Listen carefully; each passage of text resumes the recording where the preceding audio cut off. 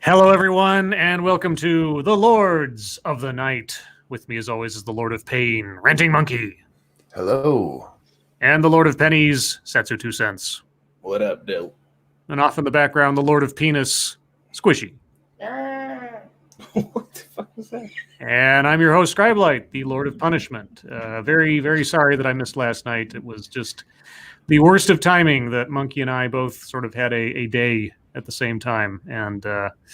But all credit to Satsu and Sinatra for coming in and helping out with the stream last night. And all apologies to Squeetus, because apparently she was very, very put out last night. She was crazy. But, yeah, I want to apologize to Satsu while I'm here too. Dude, I'm sorry we left you hanging like that. And hat tip to Sin for helping out, man. Yeah. But let's see. We have some unfinished business to deal with here because Squishy had a birthday the other day. We missed it technically only because we didn't, at least I didn't know. And Satsu wasn't here to give us an opportunity to handle it because he was off having, birthday with Squishy. So, to apologize as much as I can, I would like now to sing for Squishy. Monkey, you're free to join me if you want, of course. Of course, and I will, because she's my spirit animal. All right. Well, you take it away then. Squishy, we missed your birthday 2 days ago, and I really do feel horrible about that, because you guys, you don't know this, but she is my spirit animal. And we have to do this for you, sweetheart. And a 1 and a 2. Happy birthday to you. Well, you get the good Scribe song. Happy birthday to you. Okay. Happy birthday, dear Squishy. Happy birthday, baby. Happy birthday to you. Oh, you even got a lady monkey in there with that one. Thank you. Oh, man. That roboting at the same time. Yeah, that was awesome. Oh, am I still roboting? Just a little bit. Ah, shit. All right. Give me a second. I'll be right back. Yeah, happy birthday, Squish. I would have sang to you last night, and I feel bad that I wasn't here to do so. Guys, I appreciate that. I love my Squish, you guys. I mean, she's Satsu Squish, but Squish, you've been enjoying. I hear you've been enjoying Married with Children. Mm-hmm. I freaking love that show. Everybody should watch more of it so you like me and Squishy. I'm just saying. How do I sound now? Hello? You sound good. Hello? Hello? How do I sound? You sound okay. Okay. I just want to make, because nobody was answering. I was like, uh-oh. Are you talking to Scribe? Oh. What? Yeah, I'm talking to Scribe. And Scribe, I was answering you. Okay. I can't hear him at all. Oh, this isn't good. Great. Who can't hear you. Oh, Who's he jeez. talking to? Can the audience hear me? I Yes. can hear you now. You can hear me now? Okay. Get your shit together, Scribbles. And now Satsu doesn't have an avatar, but whatever, I guess. Faithless says YouTube is actively hiding you guys' streams when you are live. Yeah, no kidding. And this is something I wanted to mention to the audience. We say it every night with our little intro thing, but apparently now more than ever, it is very, very important that if you like someone's content, share it. I mean, live, scripted, posted, premiere, whatever. Share it, retweet it, because like has been said in the chat now in a couple of days now, YouTube isn't telling anybody. Even subscribe people, even people who have hit that bell aren't getting notifications or any kind of notice even on their subscription list. So follow people on Twitter, and when you see a link or something coming out from somebody, retweet it, put it on Facebook, whatever, because YouTube it's either bugged out or they're consciously doing something screwy to us. We're not quite sure. But with that, Monkey Dick, Jim Jones, movies, video games, hit that like button if you have not already, and that's important too. And please, as I just said, share our stuff. Anything else to mention and or plug before we get into the show? And do I sound okay? You sound all right. We'll be Okay. playing 7 Days to Die over on 2 Cents Plus right after this. Satsu? Good night. Thank Sweet. Nah, that's it. Bye, Lady Monkey. All right. Well, then, as has become sort of tradition the last couple of days. Oh, thank you. This is Kyle. Hello, chat people, Lawton and Squishy. Hello, this is Kyle. Rather than dwell on the misery that is coronavirus, we'll talk about, I mean, there'll be some in there, you can't avoid it, obviously, but for the most part, we're here to entertain, not depress, at least as much as possible. Yeah, we're not the mainstream media. That's right. We are certainly not that. We certainly don't get paid as much for doing a far better job than they do. Thank you, ex-Bubba Hotep. Today is my 10th anniversary of drinking legally. So you're 57. Yes. Okay. Well, I guess that also means it must also be your birthday in some fashion. Ex-Bubba Hotep, it's your birthday. This one's for you, my friend. And a 1 and a 2. Happy birthday to you. No. Mm-mm. Happy birthday to you. This is unacceptable. Happy birthday, dear ex-Bubba. ex-Bubba Hotep. I was just about to say I missed you guys. Happy birthday to you. to you. Happy birthday, Bubba. Hope you had a good one, bud. He got All bookend songs, man. He got a song this morning and one at night. What? Double dipping. I hope between time you got blown at least twice. All right. Well, it's not quite a blowjob, but there is one coronavirus story we can talk about that's at least got a silver lining to it, or perhaps a green lining, because here are the 3 proposals to get money to Americans. All right. So the centerpiece of the upcoming Phase 3 economic stimulus bill currently being debated in Washington appears likely to be direct assistance in the form of cold, hard cash. The question is, how much will you get and who is eligible? A Senate GOP plan aims for $1,200 for Americans making up to $75,000 annually, with smaller amounts for people making between $75,000 and $99,000. A Trump administration's proposal starts with $1,000 with a second check months later. Some Senate Democrats, meanwhile, are calling for initial checks as big as $2,000 per American. Here is a closer look at the proposals floating around Capitol Hill. The Senate GOP plan. On Thursday night, Senate Majority Leader Mitch McConnell released his plan. Within the nearly 250-page bill is a proposal that would send up to $1,200 per person in a one-time payment. There would be an additional $500 per child. The payments would be based on income, so individuals making up to $75,000 annually, or $150,000 in the case of a married joint return, would get the full $1,200. Income is defined as wages, Social Security benefits, and any pension income. It appears that potential recipients would have the option of using their income from either 2018 or 2019 to calculate the benefits they receive. The payments would gradually decline for individuals making between $75,000 and $99,000. Anyone making over $99,000 or a family making over $198,000 would not get a check. The plan will, quote, put cash in the hands of the American people, McConnell said. Quote, the Senate is not going anywhere until we take action, unquote. All right, so one time, $1,200 plus $500 per kid, conceivably, for most people. I told Lady Monkey we should have had a kid. I know. She don't listen to me. Can you count Grand Monkey? Nah, her parents would. The Trump administration's proposal. Treasury Secretary Steven Mnuchin laid out the White House's ideas on Thursday.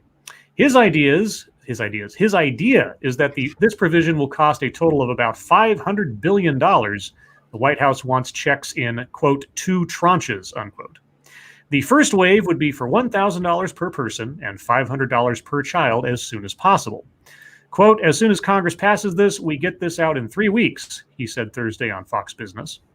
Then, 6 weeks later, the second set of checks will go out with identical terms, $1,000 per person, $500 per child, if the president still has a national emergency declared. Mnuchin hasn't said directly which Americans would be eligible for payments, but he has signaled an openness to limits. Quote, I think it's clear we don't need to send to people who make $1 million a year, he said to reporters, adding, quote, we'll be talking about details afterwards, unquote. Maybe you should talk about details beforehand. Just, when it comes to economics and finance and laws. And passing bills. Yeah, it's just like, just write a blank check. That's not quite how we want to do it there, Stephen Mnuchin, Treasury Secretary, right? I mean, of all the people, the Treasury Secretary should be like, maybe we get the devil details out of the way first. Maybe. And lastly, the differing ideas from Democrats. A group of liberal Democratic senators sent a letter on Wednesday to Senate leadership expressing their views on direct payments. Unsurprisingly, they want to go big. They hope that, quote, the first payment would be $2,000 per American, followed by, quote, subsequent payments stepping down over time, unquote. The letter says that payments would be phased out for higher income taxpayers, but didn't give a specific income number. Senate Democratic leader Chuck Schumer expressed a certain amount of skepticism about the direct cash payments. Quote, that might help families cover rent, groceries for a month, but then what? He said on the Senate floor Thursday. Quote, a general unanimous view on our side, unquote, is that any direct payments would be in addition to other proposals like massive expansion of unemployment insurance, he said. Let's see. Schumer's idea for unemployment insurance on steroids, unquote, would cover everyone, including gig workers, and the payments would be equal to or close to the salaries they're replacing. Washington is rushing to work out its differences and put together the bill in the days ahead. On March 6, President Trump signed into law the $8.3 billion emergency spending bill. Then on March 18th, the Phase 2 deal was signed into law with a wider range of economic measures. Phase 3, as is becoming more and more clear, will dwarf the previous bills and perhaps any government stimulus bill in modern American history. So, yeah. In chat there, where is it? Sir Quack said $500 billion in new spending with the economy mostly shut down. That wouldn't be an issue if we ran our economy the way we should normally, our government the way we should normally. But this is something that's, I don't think these one-time payment things are a good idea. I really don't. I'll spend the money when they give it to me. I'm not going to lie to you. Yeah. But something that helps keep workers employed, or even the expansion of unemployment insurance, those make far more sense because it helps. We don't know how long. If we look at China, this looks like it's going to at least be cresting for about 3 to 4 months. And a one-time payment doesn't take care of that. No. Bridging businesses' payrolls or giving some kind of help to employers in trouble or something. Mm-hmm. For the duration, or at least for some couple of months or something. Well, judging from all the stuff that I've been kind of seeing about it, it seems like they're kind of mixing some of that stuff in and kind of planning for that stuff to be a little bit later after this initial payment. And the reason that I think I don't know if it's a great idea, but I think it helps is because there have been a lot of places, particularly one of the apartment complexes that I used to live in. They're owned by a company called AIY, I believe, and they've always been scummy, shitty fucking people. But they basically sent out a letter and said, "Yeah, this Corona thing is happening, but don't think you're going to get out of paying your rent. There will be no late. You will still be charged late fees." Just as normal. If you've lost your job, here's a list of places that are hiring. Good luck. And I'm just like, right? Are you fucking serious? Like, no joke. I kind of shortened it and made it sound just a little more asshole-ish than it was, but that was basically what it said, and in very few words. Like, they literally listed places that were hiring. And they were like, if you have any trouble paying your bills over the next couple months or whatever, let us know. But just because you let us know doesn't mean you're not responsible for making sure every payment comes in on time. And if you don't, then obviously there will be consequences. And I'm just like, holy shit. Thank you, Sanguine. That stuff is part of the plan, at least for small to medium businesses. Long term, not part of these initial payments, though. We need some. We have a government that's like, we got to do this now. Give people money because they'll like us.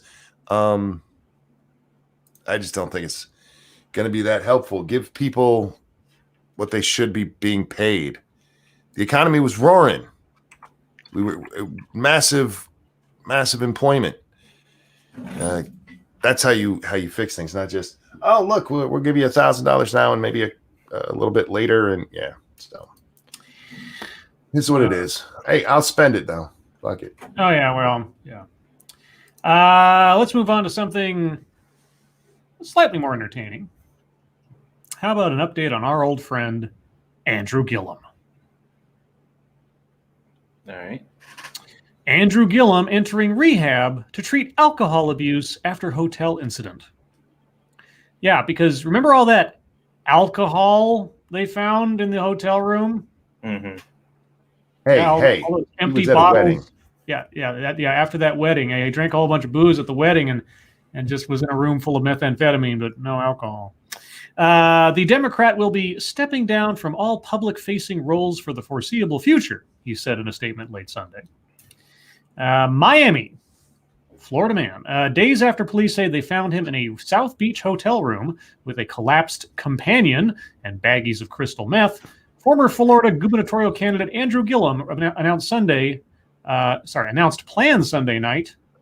Sunday night? How old is this thing? Published March 15th. Oh, this isn't new. I thought this was more recent. Monkey, I took this from your retweet. I just saw it today. Okay, well, it was news to me, so news to everybody else. Announced plans Sunday night to enter rehab for alcohol abuse. Quote, after conversation with my family and deep reflection, I have made the decision to seek help, guidance, and enter a rehabilitation facility at this time, Gillum said in a statement. Quote, I now need to firmly focus on myself and my family. Well, I think you were focused on yourself to quite a great degree in that hotel room. I'm just saying. I'll be stepping down from all public-facing roles for the foreseeable future. According to a Miami Beach police report, police responding to an overdose call at the South Beach Mondrian early Friday morning found Gillum in a hotel room with two other men. I thought it was just one. And two inebriated to talk. Police said they found 3 bags of suspected crystal meth on the bed and on the floor. Gillum, a Democrat who narrowly lost the 2018 race for Florida governor, was not arrested and was allowed to return back to his hotel in downtown Miami. Why wasn't he arrested in a room full of illegal drugs? Don't know. He issued a statement Friday saying that he was in Miami to celebrate a wedding and had too much to drink. He said he has never used methamphetamine. I believe you, Andrew. Yeah, the other guy in the room was the guy who actually called it in. Okay, so one guy called it in, one guy was passed out, and then there was Andrew. Yeah, because the guy who called it in, if I remember the story correctly, he somehow arranged them all to be there.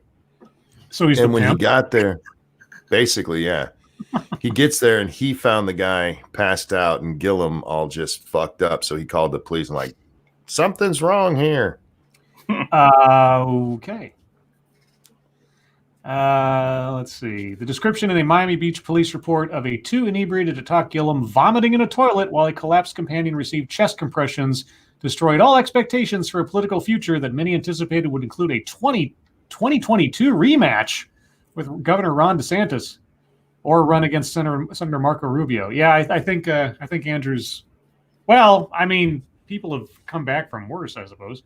Thank you, Delfruit Zero. Hashtag Where is Joe is trending. Did Bernie kill him?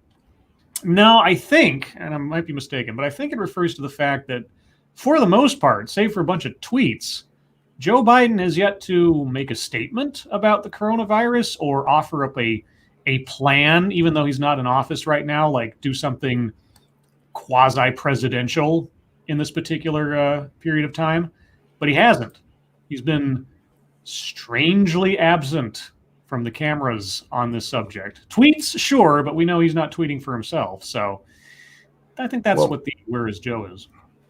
It's even more than that because this goes back to the same thing. We saw this trending last week, a week and a half ago, whenever before the last debate, because Joe just kind of disappears from public. He had like no rallies, and the one rally he did show up to he was only there for 7 minutes. It's part of the Joe is losing his fucking mind. They're hiding him thing. I mean, to be prudent, I guess, given his age, it might make sense to keep him away from crowds right now. But you'd at least think that there'd be a live stream, or something from his home, or something to just anything. But yeah, just completely disappearing off the face of the earth is a little odd. So I guess we'll see what we see. Moving on, I have some odd stories from the AP Oddities file, just for fun. Sea calf, as in SEA, sea calf, born to cow that swam to shore after a hurricane. Beaufort, North Carolina, and only in North Carolina could you find a town called Beaufort. A pregnant cow who swam 4 miles to shore after being swept away by Hurricane Dorian in September has given birth to a miracle calf. A photo of the sea calf was posted Monday on Facebook by Ranch Solutions, a group hired to return the pregnant cow back home to North Carolina's Cedar Island, 350 miles east of Charlotte. The cow, Dory, was one of 3 swept away by Dorian, coincidence, I wonder, that were found in the state's Outer Banks. The calf has 1 brown and 1 blue eye. Having differently colored eyes is a rare condition shared by various animals, including some wild horses, including some people, by the way. Getting close to the mother and calf for a photo has been difficult because they run at the sight of humans. Quote, the wild cattle that lived on Cedar Island were not used to seeing humans or having them approach them. Do they have a picture of the little cow? Nope, they don't. A cow swimming 4 miles. That's the part that boggles me more than anything else. I didn't know cows could swim. Yeah. Neither did I. Not that much. I mean, it kept its head above water for 4 miles. That is one crazy cow. Yeah, a lot of people in the chat are talking about their subscription feed or whatever. I actually got a notification for this stream like right after you posted it. So I don't know, man. It's really random right now. No, the problem is that people are getting it in their notifications, and they seem to be getting it more than normal, but it's not showing up in subscription feeds at all for live streams. Well, I mean, now I can understand today because I did post it way early. I mean, like this morning, because why not? So maybe it got pushed down or something. Nope. I was having this problem the last 2 days on Monkey in the Morning. It's not showing up. And maybe you'll get 1 or 2 in there. I reached out to YouTube on Twitter to ask them. They're not responding. So we had a problem week and a half, 2 weeks ago, where if you went to your subscription feed, it said nobody you follow has ever put up anything ever. Yeah. I'm wondering if this is a purposeful change. Thank you, tall person, so much. Today is my birthday. Happy International Day of Happiness, everybody. Well, thank you, tall person. It's very generous of you. And I mean, the least we can do is mark your birthday with a birthday song. Also, thank you for the game earlier. I appreciate it. Oh, what game you get? The Mist. Oh, that's right. Mist Survival. I still need to watch you guys do that. Watch a video. Monkey, would you do the honors? Indeed. Tall person, it's your birthday. And around here, we do this. And a 1 and 2. Happy birthday to you. Happy birthday. Happy birthday to you. I hope you enjoyed it. Happy birthday, dear tall person. Stay away from Corona, Jan. Happy birthday To you. Happy birthday, bud. I hope you had a great one. Let's see. Well, we went from Andrew Gillum to, how about a different Florida man? Florida man jailed twice in 2 days for impersonating cop. Oh. Now, that's a record, probably. Bunnell, Florida. A Florida man is back in jail for impersonating a law enforcement officer just days after he was arrested for the exact same charge, sheriff's officials said. Leroy Stottlemyre, 60, was arrested on March 11th after investigators got a tip from a toll bridge attendant who showed them video of the man flashing a law enforcement badge twice on March 11th to avoid paying a $2 toll. Oh, my God. What a cheapskate. On-duty officers are allowed to cross free of charge, officials said. A toll booth attendant told investigators that Stottlemyre flashed the silver badge at him, and he in turn showed the man an article about his arrest for impersonating an officer.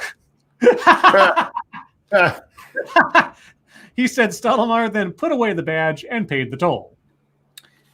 Well, sharp eyes for that toll booth operator. Sheriff Rick Staley said Stottlemyre was arrested March 9th on charges of impersonating an officer and shoplifting. On March 11th, he was charged with felony violation of pretrial release and impersonating an officer. He was being held without bond. Quote, "This guy clearly has not learned his lesson and has no respect for the law," Sheriff Rick Staley said. Quote, "2 days after his release, and he is already up to his old tricks. We know already that he thinks he can get out of shoplifting and paying tolls with his fake badge," unquote. Jail records didn't list a lawyer for Stottlemyre. I feel like he should probably get one. Yeah, maybe. Or maybe you'll get somebody that's impersonating a lawyer. See how that goes. Or maybe the lawyers are like, not even we want to help this motherfucker. Yeah. Let's see. Moving on. A new geographical friend, New Mexico man. New Mexico man says he unknowingly stole televisions while drunk. Gallup, New Mexico. A New Mexico man is facing charges after he told police he unknowingly stole 2 televisions while drunk. The Gallup Independent reports Sage Aaron Cummins, that's the guy's name, Sage Aaron Cummins, was arrested last week shortly following his arrival to the victim's apartment to return the TVs. Okay. According to Gallup police, an officer was investigating a burglary report when Cummins approached him and admitted he had stolen the televisions from the victim's home. Cummins told police he was, quote, very intoxicated, unquote, when he entered the residence. A police report says Cummins said he only remembered knocking on the door, and when it was apparent that no one was home, he entered the residence. I guess, okay. Cummins says he did not remember what happened after that. Quote, he woke up at 8:30 a.m. the next day and noticed he had 2 TVs in his room, the police report says. Cummins was informed 2 days later who the televisions belonged to by a mutual friend of his and the victim. So he went to someone he knew's place and just broke in. Cummins told police, quote, he wanted to make things right and return the stolen items. The 24-year-old Cummins was arrested and charged with receiving stolen property. He was released on an unsecured bond of $1,500. It was not known he had an attorney. Receiving stolen property. Yeah, he took it. He burglary, theft, whatever you call it. Yeah, he stole it. Yeah, who did he receive it from? The people he stole it. Yeah, that's terminology. That is a bizarre charge. And one more story in the wonderful world of criminal geniuses. North Carolina police. Suspects chain and try to drag away an ATM. Chapel Hill, North Carolina. Authorities in North Carolina are searching for at least 2 suspects who were captured chaining an ATM to a stolen pickup truck and attempting to drag it away, according to officials. Chapel Hill police officers responded to a Bank of America branch near the University of North Carolina on early Sunday, where they found the fallen ATM damaged, town officials said in a statement. Police said it didn't appear any money was taken. At least one suspect could be seen in security images wearing a mask and carrying a crowbar. The white work truck was that's how it's written here, was stolen from a construction site nearby. The truck was marked with the words NYC LLC Underground Construction. Okay. All right. So they stole a truck and they failed to pull an ATM out. I saw a video of some guy trying to do that, or a team of guys trying to do that a couple of years ago, and I mean, it worked, I guess, but I don't know how easy it is. ATMs are really secure. That's the thing. Is like I don't know how easy it is to break into an ATM even if you have it in your possession. But wasn't that one of the scenes in Breaking Bad? Like that meth couple had stolen the an ATM. They're trying to break into it. Oh, maybe.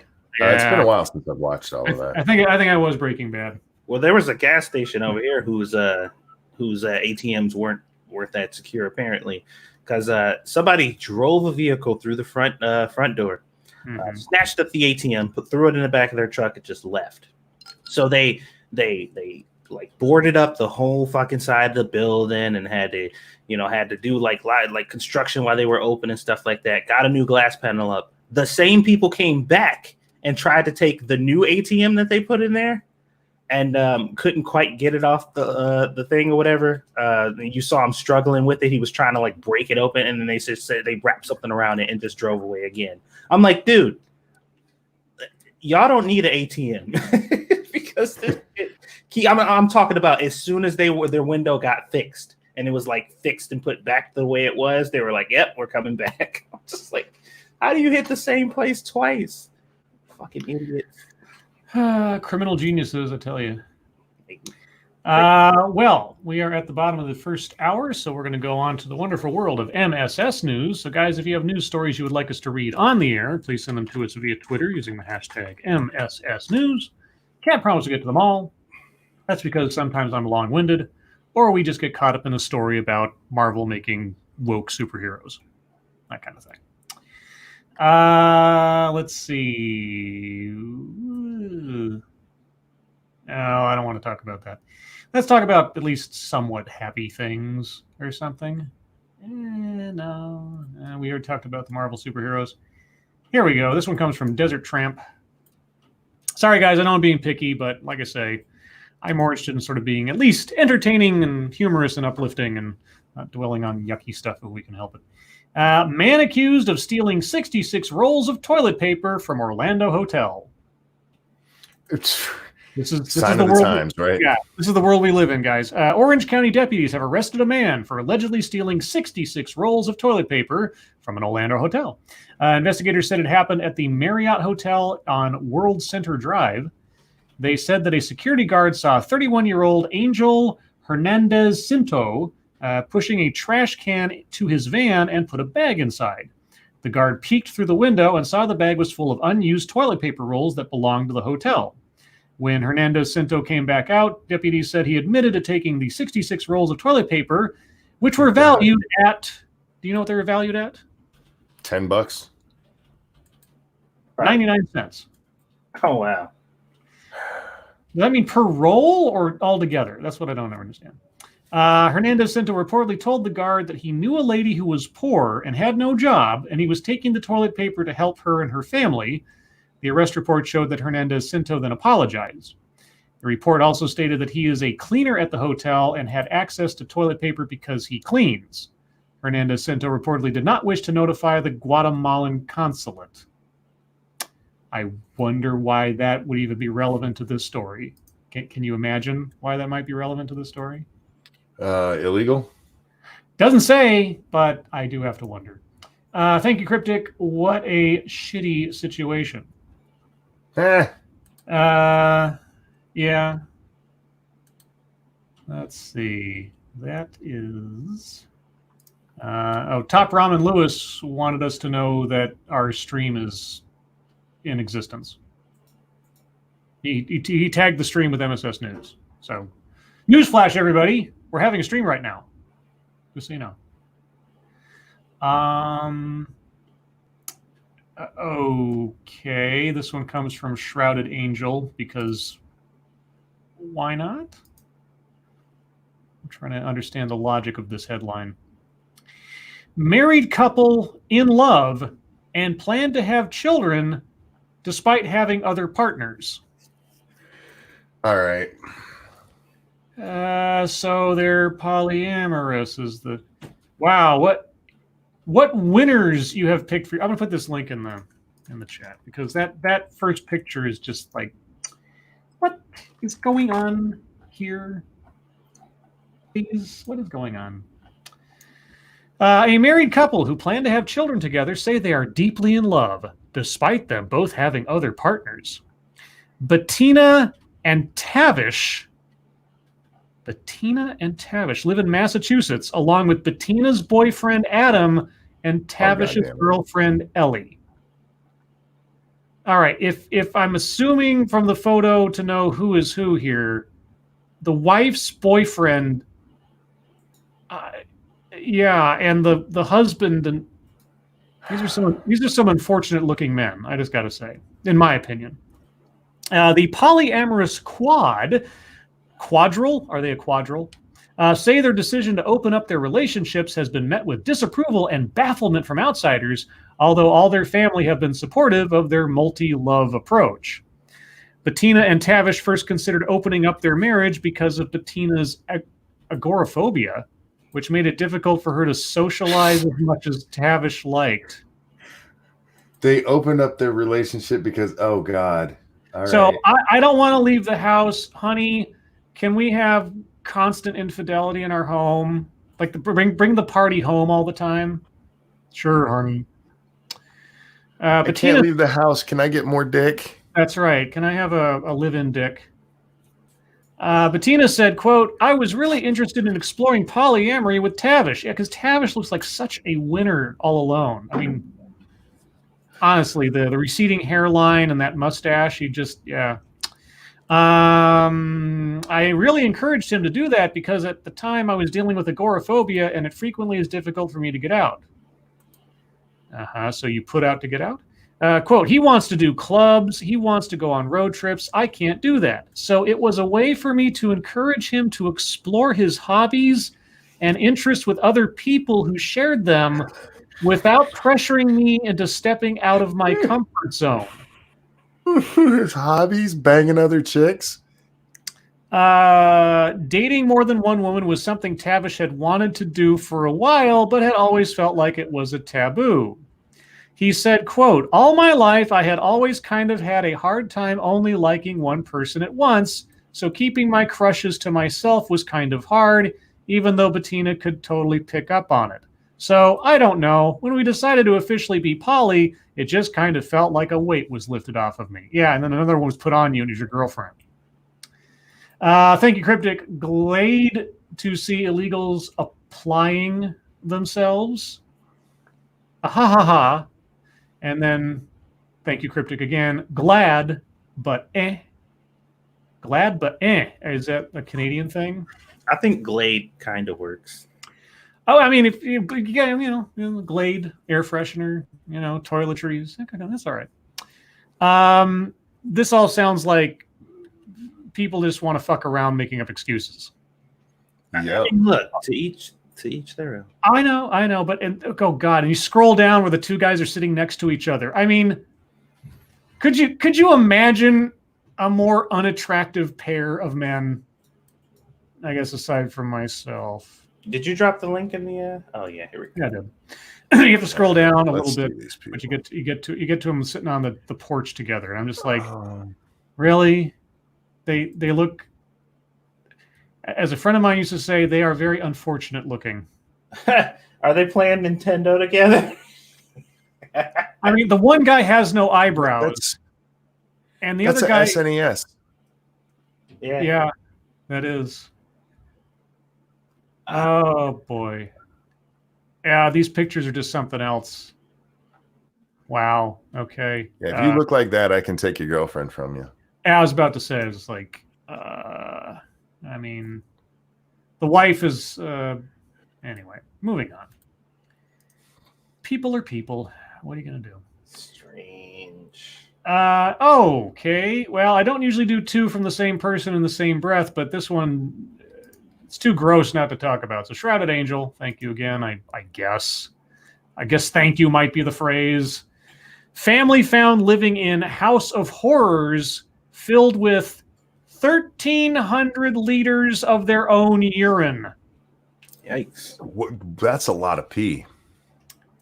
You may or may not be surprised where this is taking place. A family of 3 have been found living in a house of horrors amid hundreds of plastic bottles filled with their own urine.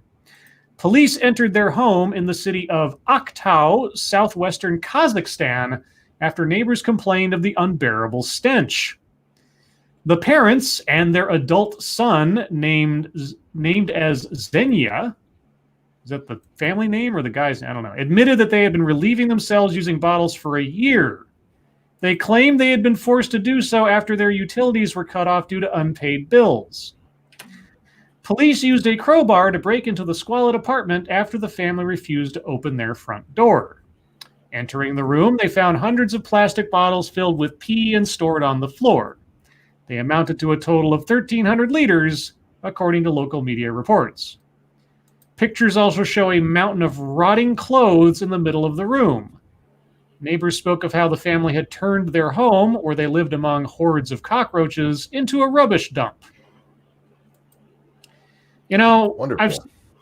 I haven't seen something quite that. I've seen similar things on episodes of Hoarders, but maybe not that gross.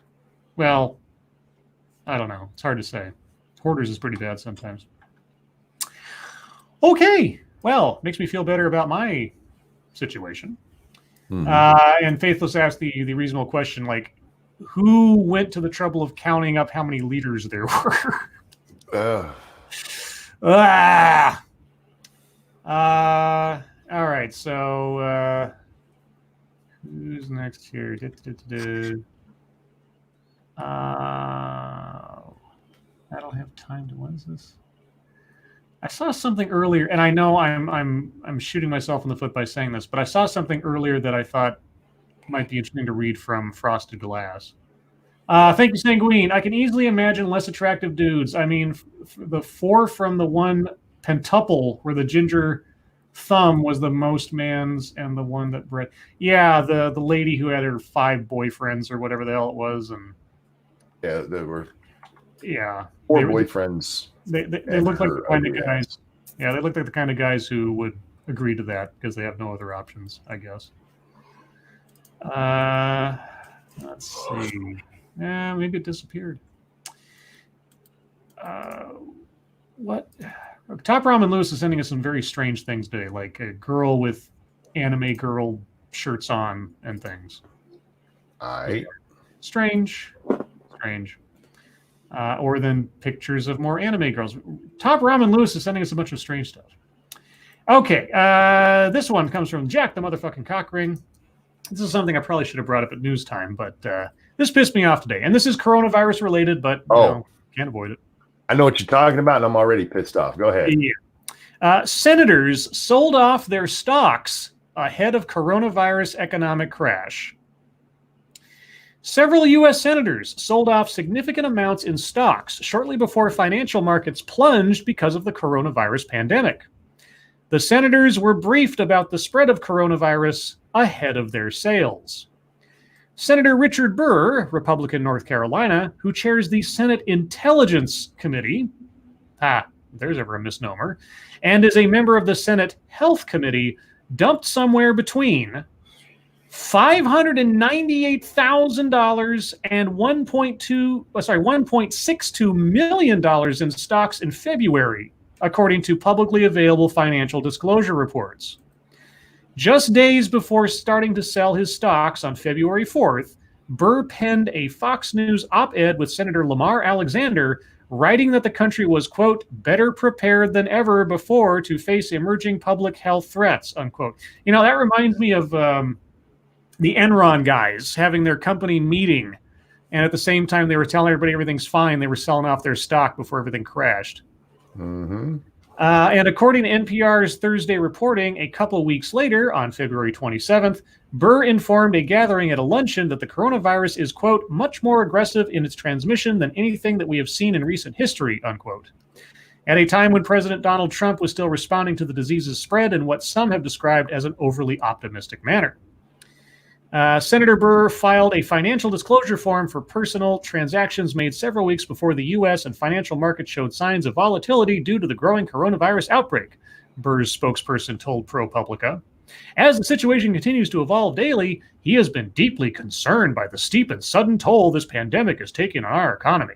No. He's deeply concerned by the steep and sudden toll this is taking on his economy. Fuck you thinking, oh, I'm concerned about the risk. No. You're concerned about you. So here's the breakdown of who sold what. Senator Richard Burr, range of value of stock sold, maximum 1.8 million, minimum 678,000.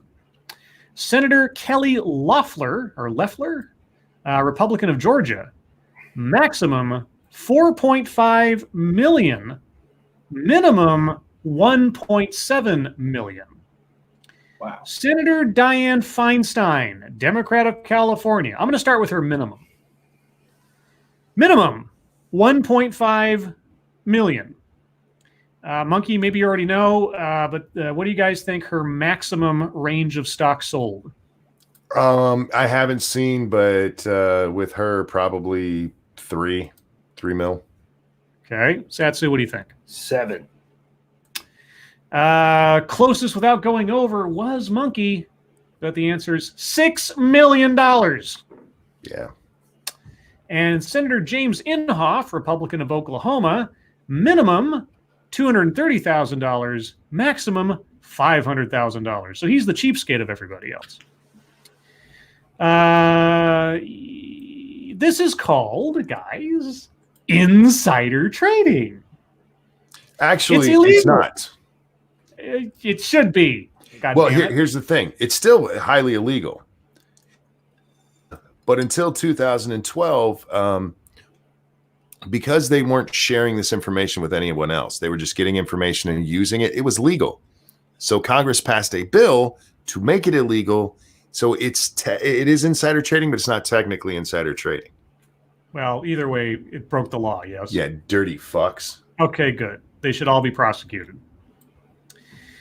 Let's see. And, well, I got to tell you, the news had even progressive Democratic Representative Alexandria Ocasio-Cortez and conservative Fox host Tucker Carlson in agreement. Burr should resign from Congress. Yep. Well, they all should. Doesn't matter. Burr might be just like the standout or something, but good God. Feinstein, $6 million potentially? Fuck you.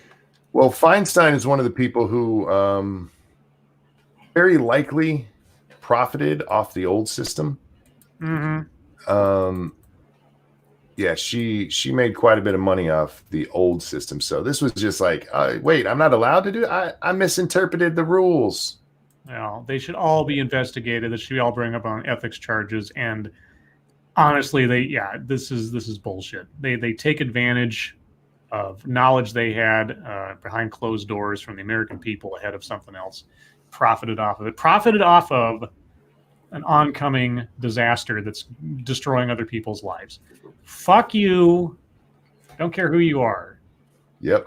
Quit and be prosecuted. That's what should happen to all 4 of them. And anybody else. I don't know if this is just the only ones that they know of and there's others, but whoever. That's ridiculous.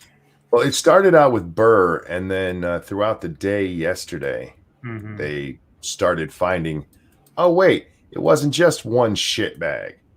Yeah. You know, and that reminds me, I said this the other day, there was I think it was, who was it? It was Warren Buffett who said, when the tide goes out, you see who's not wearing a bathing suit. With the economy especially. And so, yeah, things start going, you find out real quick who the bad actors are. And so, get those guys out of there. That Loeffler chick, whatever her name is. Yeah. She's only been in office a little time. She's a replacement senator, and she's up for election this November. So if you live in Georgia, tell this bitch to go fuck herself. That is just. She's also the wife of the CEO of the New York Stock Exchange. Oh, well, shit. Yeah. Talk about someone who's got a bit too much. Okay, I understand there isn't such a necessarily a thing as conflict of interest when you're just a senator or something. Like there's no, I don't think there's some kind of legal barrier for you to be doing something or having insider information on such things, but that's horseshit. All four of them and anybody else. And that money should be seized in the lawsuit, in the prosecution, and should be distributed amongst, I don't know, charities or something. Give it to people who need it right now. That's going to take years. They'll be if they do get prosecuted, it'll be years down the line. Probably. They should lose their jobs for sure. Let's see. Anything else that's not completely depressing? Massive Dynamics says, some days I don't know why I bother, skip by Scribe. Well, it's just that the stories you put out, I mean, they're not bad stories. It's just that they're, talking about pedophile and, homicide and such. Just not very happy or entertaining. That's all. And I know I'm being picky, but that's just where we're at right now. That's all. If this was a normal day, if we didn't have, gloom, doom, and isolation going on all the time, it'd be a different story. But this is where we're at. And that's just my attitude right now. Monkey or Satsu might do differently on their shows. That's just how I feel. I'll tell you what. We're gonna, just for the sake of things, we're gonna wrap it up there, guys. I'm sorry, but just the way of things right now. All you need says I just sent you a fresh one, Scribe. Okay, I'll take one last look. I will update and see if anybody sent anything exciting. Latest. Yeah, that's COVID stuff, and I don't really want to dwell anymore on the COVID stuff than I have to. People being miserable or things happening as a result of it. It's all over the place anyway. Anyway, guys, thank you so much for all the stories. Even if I didn't read them all, I know you can hate me. It's fine. I can take it. We're going to move on to YouTube time. I did do a sort of impromptu live stream of a TEDx talk yesterday. Was it just yesterday? I guess maybe it was just yesterday. It was probably one of the most mind-numbing TEDx talks I've ever watched, and that's saying something. The premise of the presentation, at least from the title, was something to the effect of, we need to ask the right questions about solving poverty. I was like, okay, well, I don't even know what the questions are being asked that are right or wrong. So, all right. And I said at the beginning, I said, I might be about to attempt to commentate, criticize someone who's completely benevolent and has every good intention in the world. I said, if he says something that makes sense, or he says something that's neat or nice or beneficial or something, I'll say so. I'm not going to just rip on him just to rip on him. Oh, I didn't have to worry about that. Oh boy. This guy made no sense from the jump. Boggled my mind just how things did not click. I had to rewind the video at one point to double check that I hadn't missed something, because he starts out one story, moves on to the continuation of that story, but the continuation has no connection to how he started the story. None. I tried really hard to figure out what is he talking about? And it was bad. But anyway, if you want to see me suffer, along with my audience, conceivably, and you watching it, it's over on my channel now. I'm probably going to do more of those in the coming days, as I am now, so far as I know, semi-officially locked down at home. I'll be working from home for the foreseeable future. My boss basically said, if you can do your whole job from home, do it from home until I say otherwise. If you have to come into the office, come into the office, but only for as long as you need to, and then go home. Okay. So for the most part, I can do everything I need to do from home. If I do need to go to work, I'm a relatively short walk away. So I'll be homebound for, I don't know, however long it is, I suppose. Fun stuff. So I may do a stream tomorrow. I got some things to do in the morning, so I can't give you a firm time right now. But I will give plenty of heads up on Twitter. This is why it's important to follow on Twitter, because like we said, if YouTube's not telling anybody about scheduled streams and things like that, the only way you're going to know about it is if you follow us on Twitter and keep an eye on that. And I'll do my best to give as much notice as I can tomorrow when the time comes. Thank you, Non-Vitae Rex. What solves poverty short of infinite resources or power sources? Well, that may be the right question. I don't know if it's a question that the speaker in that talk would consider a right question, but you'll have to put up your logic against his and see what falls out, which will probably be your sanity. But anyway, that's all I got for YouTube time. Satsu, what do you got? Well, I've been editing a bunch of videos. I did 3 live streams yesterday. I streamed the Black Masses, just kind of checking out that game and trying to follow what little bit of story it does kind of have, just to see what was going on, and that was pretty fun. Black Masses is a pretty decent game, all things considered. It's definitely an alpha. It just came out. Still needs a lot of work or whatever, but so far so good. I ran into my first horde on that game, and oh my god, I wasn't ready. Rough. I was not ready. Monkey, like seriously.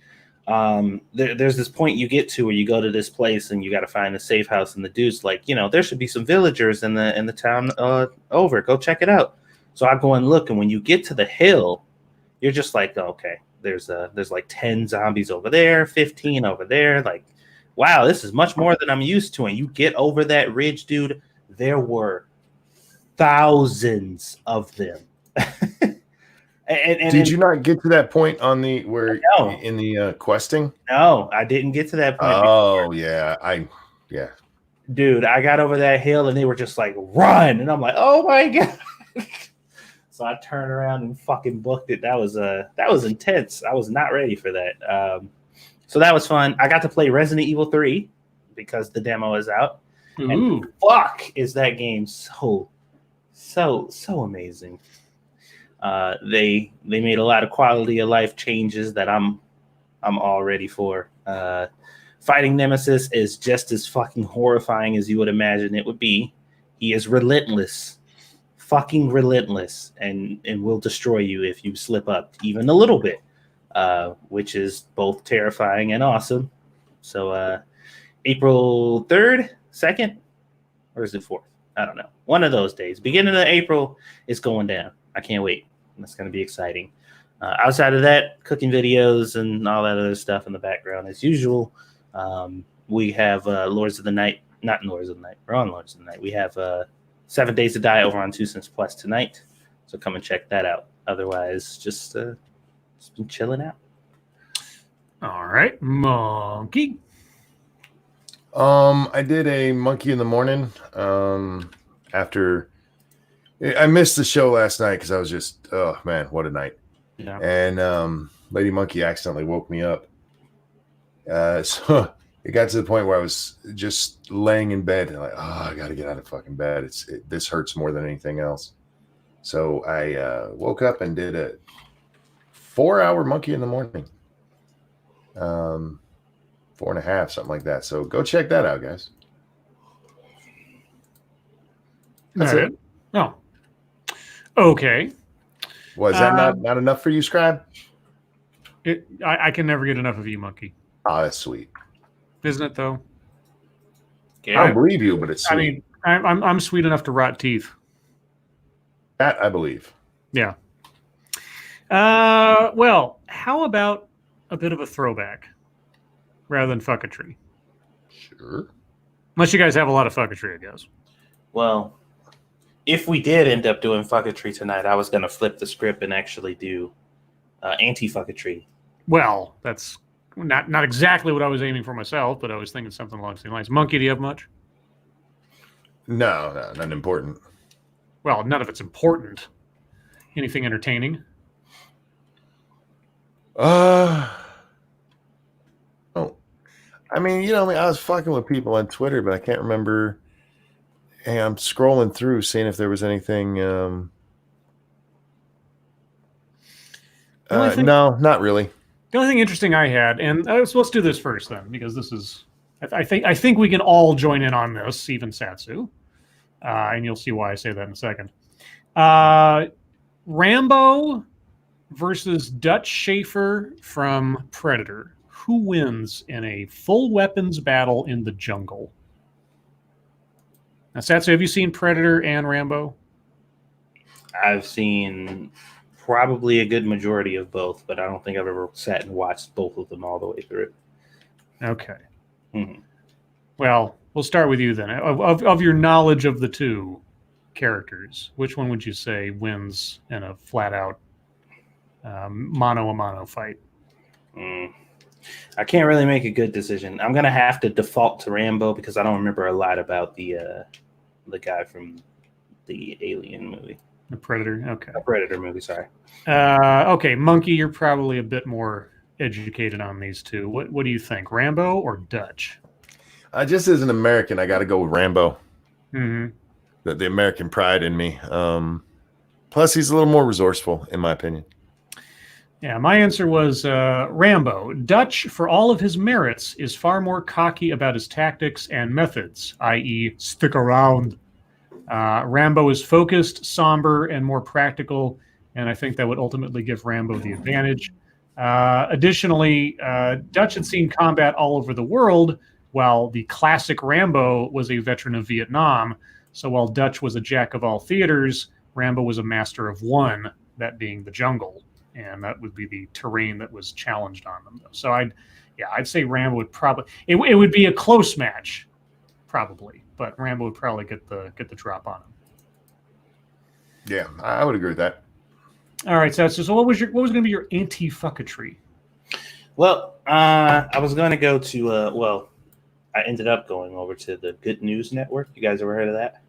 No, or maybe, I don't know. Well, it's a website that compiles a bunch of good, feel-good stories that happening in the world. And I was just going to read off a couple because there's good stuff going on out there. Go ahead. So there was a story of a 15-year-old girl who's given away hundreds of free sanitation kits to homeless people, which is really nice. There was a story about businesses that are giving away all of their excess toilet paper to people who need it, which is awesome. So, like, you can go to these local businesses and factories and stuff like that who have just a lot of it on hand and giving it away, which is nice. Good COVID stuff instead of horrible, terrible. Yay. Let me see here. There was another one that I saw. From terrifying to terrific, a man redesigns an MRI machine to delight children instead of scare them, and he painted it all these like cool colors and made it look kind of like a spaceship and stuff, and made the room all colorful and nice. Like, that's awesome. Yay. Feel good stuff. Is there a picture of that or a link you can throw in the chat? Yeah. Throw it in the chat right here. Cool. All right, and yeah, there's other stuff I can read on here, but I wasn't gonna read the stories directly unless you guys wanted me to. I'm dropping the link for you guys right now. Okay. Keen Bean. Yeah, it's kind of cool looking because those machines do look terrifying. They are terrifying. I've never had to be in one myself. Not yet, anyway. I've been. Oh yeah. Oh yeah, it looks like a theme park ride practically. That's cool. Well, for myself, I thought I'd throw us back to advice columns because we need some advice. Yeah, why not? Maybe something practical, maybe something interesting. I don't know. And then maybe in a little bit we'll do a Mad Lib. Let's see. So this comes from Slate.com, and I feel so fancy whenever I go to Slate. I don't know why that is. And their advice column, Dear Prudence, which isn't that a song by the Pretenders or something? Maybe. Dear Prudence, won't you come out? Anyway, my family won't stop mooching off me. I'd like to buy my parents' vacation cabin, but I know my siblings will want free vacations. Tell them to fuck off. You're a lucky person to be able to just buy a vacation cabin. Dear Prudence, I am the oldest of 5 and the only one with a good job. Okay. I'm married and my husband has a successful career too. While we are a close-knit family, this financial disparity has created resentments on all sides. My siblings have variously struggled to find careers. They are all self-sufficient, but live paycheck to paycheck. That's not very self-sufficient. And are open about their financial struggles. This translates into an expectation that I pay more than my share of group costs and that I pick up the tab for dinners. I don't mind treating my family sometimes, but I hate the expectation. I hate the dinner table joking that since I have a savings account, I can pay the dinner tab. I even buy my kids' birthday presents on behalf of their aunts and uncles, but never get the promised reimbursement. And I am now considering buying our parents' vacation cabin to give my parents liquid funds and allow my parents a few more summers up there. I also want my kids to experience the joy of the mountains that I had. But I am filled with dread knowing I'll be bombarded with requests to use it for free for weekends with friends, etc. I had planned to rent the cabin out most weeks to recoup some of the costs. I sometimes want to scream, while you spent your 20s flitting from job to job, taking months off to travel and buying luxury goods, I was eating ramen in grad school and socking away every dime to pay down debt. We made different choices. I love you all, but it's not my job to pay your tab or provide you with free vacations. You're adults. Unquote. I need to figure out how to draw boundaries without ruining these relationships. Am I being a miser? Sincerely, Siblings Bank. What you just said, that's what you need to say. Yep. Yeah. Cool. And I understand it's probably hard for you. You're probably like, I don't want to say that to my siblings. They might be mad at me. But they're using you. Straight up using you. Yeah. Why would you let somebody do that to you? And to be honest, if that's what it takes for your family, and people who apparently love you to like cut you off or treat you like, you're not a part of their family because they can't use you, then fuck them. Mm-hmm. It's easy. Like it's not as easy for some as it is for others. But man, look, if in order for us to sustain a relationship, I have to let you take advantage of me, then we not gonna have a relationship. The first thing the real advice person says, your main goal here should be to never yell at your siblings about ramen. Bullshit. Wait, yeah. What? That's the first sentence. That wouldn't help anyone's emotional or financial situation in the least. This person is not there to help their financial situation. That's the whole point of the complaint. What are you talking about? Your first step should be to stop buying your kids presents on your siblings' behalf. Tell them your kids will be happy with whatever their aunts and uncles can afford, even if that's just a heartfelt card and an offer to take them to the movies sometime. Your kids have two wealthy parents, and I'm sure plenty of gifts. That's not what... Real quick. Thank you, Sanguine. This is like a glorious diorama from real life that displays certain desired tax plans. This is... Okay, the complainer here, the writer, has a decent point that it's not up to them to do it, and they've been doing it for too long, and they want to get out of it, and it's very simple to get out of it. Just stop doing it. The advice columnist here is avoiding the question. Let's see. They don't need you bankrolling the gifts other people buy them too. Yeah, that's... As for the cabin, if you want to give your parents money, then give your parents money. If you want to buy a rental property, buy one that isn't currently owned by a relative and treat it as a purely financial enterprise. It doesn't matter. They're still going to do the same thing. They're going to be like, you have that rental property. Can't I just come hang out there? Are you just... Okay, person writing this, are you just completely oblivious to the facts of the case put before you? I think they don't like wealthy people. That's what ding. Yeah. That's what it sounds like to me. They got a problem with people who have a lot of money, and they're coming at them all fucked up just because they have a lot of money. Yeah. Yeah. I mean, even if they didn't have a lot of money, like I've had relatives who I'm not all that much fond of anymore because they took advantage of other relatives for their money or for their resources. They weren't rich or anything, the people they were taking advantage of, but that was beside the point. They were taking advantage of them. Yeah. Talk about class warfare here. What else they say? Wanting to establish greater financial independence from the rest of your family and buying your parents' vacation home strike me as mutually exclusive goals. But you likely need to decide whether the cabin or ending these conversations is more important to you.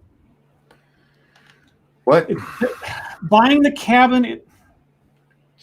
She's using the cabin as a delivery mechanism to give her parents some money for their fun or livelihood or something.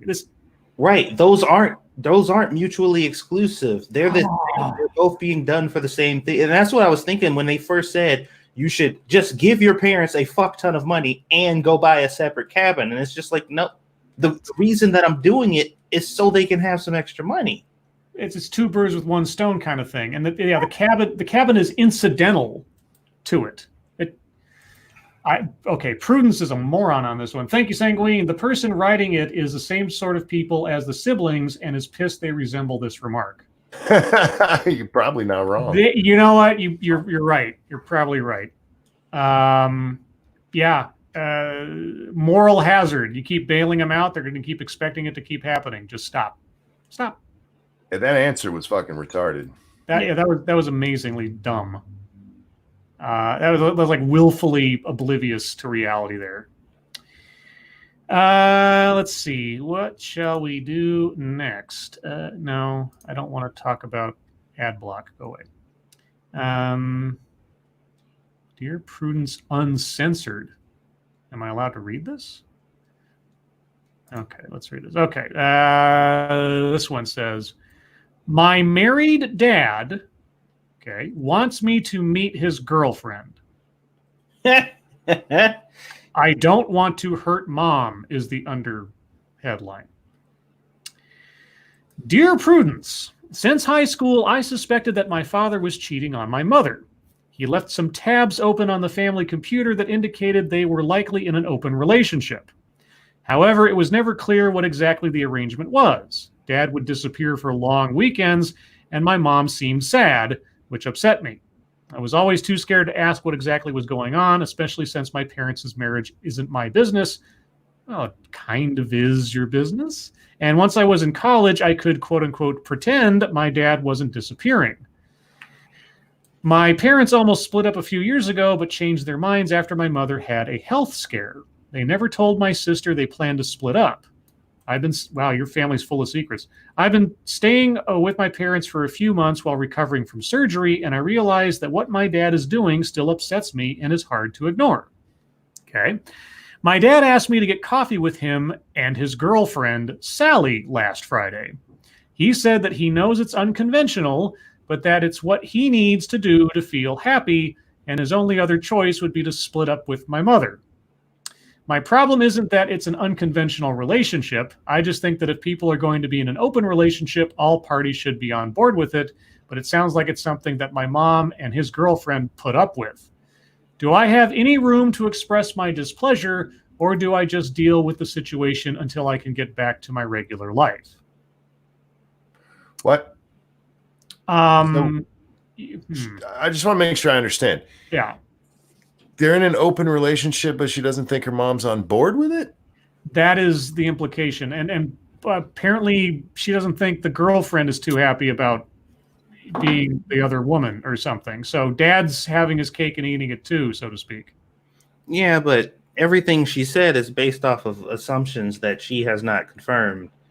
That's true. Yet, so that's true. But I mean, insofar as it is affecting your parents, good or bad, it is your business if you care about your parents' well-being.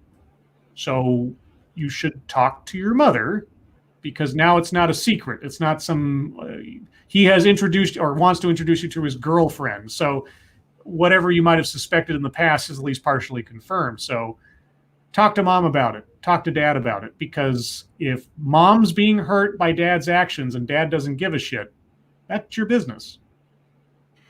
I say tell dad, I don't want any part of your shit. Yeah, there's that too. I mean, why do I need to meet her? It's like a couple of years ago, my mother came down for a visit, and as soon as she got settled in, we started talking, and she just started crying out of the blue, and I was like, Mom, what's wrong? And she told me how my father has always had a very gallows humor, and you might have recognized something to that effect in me, because I am my father's son. But apparently he was laying it on very heavy recently, and he just had a health scare not too long prior. And my mother did not like the idea of my father dying, which is, understandable. Good thing. Yeah, but my father making light of the possibility of it as often as he was and in the way that he was upsetting her, and it was making her very sad. And I see my mother cry, and instincts take over, and I'm like, nobody makes my mom cry, right? And so I say, just wait here. And I go outside and I call my father. I say, Dad, Mom is here crying. He's like, well, what's wrong? And I say, look, I'm not. It's not usually my place to try to tell you anything about your life and everything else, etc. But you have got to stop joking about your untimely demise. Like, I know you're just joking. Mom knows you're just joking, but that's beside the point. It's upsetting her. So lay off. And it was one of the first times in my life that I had to be the adult to my father kind of thing. It was very bizarre, very role reversal kind of thing. And I wasn't mad per se. I was just like, I was, stern, let's say. And he was like, okay, I get it. I'm sorry. I'll talk to her. Like, okay. And things got patched up. So if you think one of your parents is upset, is about something dealing with your other parent, say something. Because mom might feel like she's completely alone in this and doesn't have any support, because if the person that she's married to doesn't seem to give a shit about her feelings, or just simply isn't aware, maybe just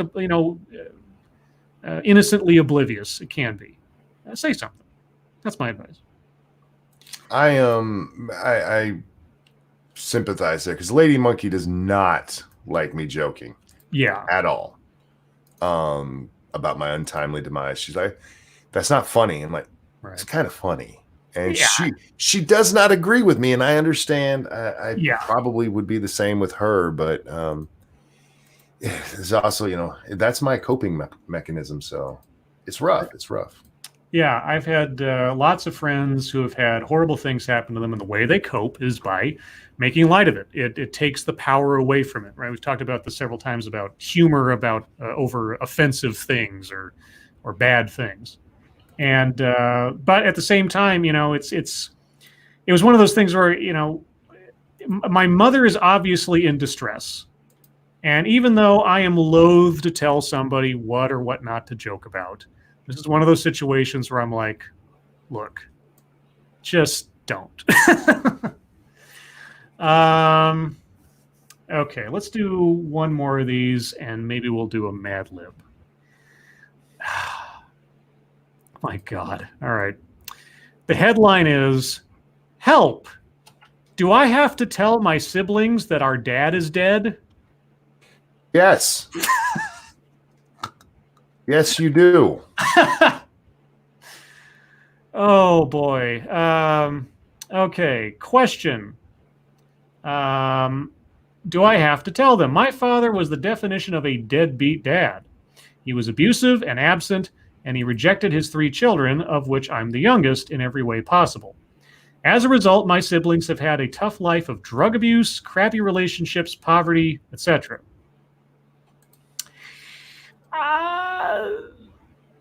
Okay, personal responsibility arguments coming to my head right then, but we're moving on. I dodged the bullet by embracing a conservative religion and ended up being financially healthy, physically healthy, and mentally fine. Oh, so you made a decision that was beneficial to you. Okay. For whatever reason, my siblings have put my father on a pedestal. A year ago, I discovered deadbeat dad is actually dead and has been for a couple decades. Okay. I haven't yet told my siblings. Well, they don't seem to give a shit if they don't know about it after a couple decades. The thing is, I can't stand the reaction they'll have. They're going to cry and go on and on. It makes me sick, and deadbeat dad is so unworthy. And yes, I get that I'm being a stereotypical, judgmental, conservative, religious person. I have 2 questions. 1, do I have to tell them? 2, if so, how do I do it in a compassionate Christian way when I feel so much hostility about it? Well, first off, if you are a conservative Christian, you should already know the Christian way of doing it. You just tell them, be understanding, be patient, and not make judgments on either their reaction, and also conceivably not condemn the guy because we're all sinners, kind of thing. Do you have to tell them? I don't know. Does he have to tell them? Have to? No. Yeah. You should. Mm-hmm. And if they react all weepy and all said, "Oh, he was such a great guy," and everything else, do you swallow the response you would have elsewise, or do you speak your truth? You speak your truth. One, you're giving them a pass. Like, lots of people have shitty upbringings. Stop giving your siblings a pass for being shitty people. And 2, yeah, tell them, like, hey, I found out Dad's dead. And when they go, and you know what? Let them cry, because your experience wasn't necessarily their experience. They may still love the man that you hate for so many reasons. So fuck off. And you just deadbeat dad. Okay, maybe dad didn't pay enough attention to you. I'm sorry about the stripper pole in your living room, but no, fuck this person. Just fuck him right in the butt. I got a Streamlabs apparently that I missed. It was sent to my other Streamlabs. That's why I didn't see it. But it's from Scribe Monkey. Oh, okay. It says, "We are not sorry that we fucked you over last night. Monkey was pretending to be sore, and I simply could not be bothered." That Scribe Monkey's an asshole. Yeah. Holy shit. That's funny. Sorry, I actually had my Satsu 2 cents Streamlabs open, but it went to my my 2 cents plus one, so that's why I missed that one. Sorry about that. All right. So I have found perhaps the longest, or I should say the longest list of needed words in a Mad Lib that we have ever done. Oh shit. So, guys, it's going to take a little bit here. Good thing we got a few minutes. Chat. I'm going to give you double the usual requests of assistance here, because we need your help on this one. So I need 2 different adjectives, okay, 3 different nouns, and this one's the easy one, your name. Okay, so 2 different adjectives, 3 different nouns, and your name. Please put them into separate chat messages so I get plenty of so I can tell what's what. And because there's a lot of these, so we're going to go down the list. I'll remind again when we get down to the list, get down to the bottom in case you have any last minute suggestions. All right, let's get started on it. Satsu, I need a name of a company. EA. Electronic Arts. Monkey, I need a female friend's name. Oh, Bebo. Satsu, I need a length of time. 32 weeks. 32 weeks. Monkey, I need a noun plural. Cock rings. Okay. Satsu, I need an occupation. Gynecologist. I see where this is going. Monkey, I need a noun.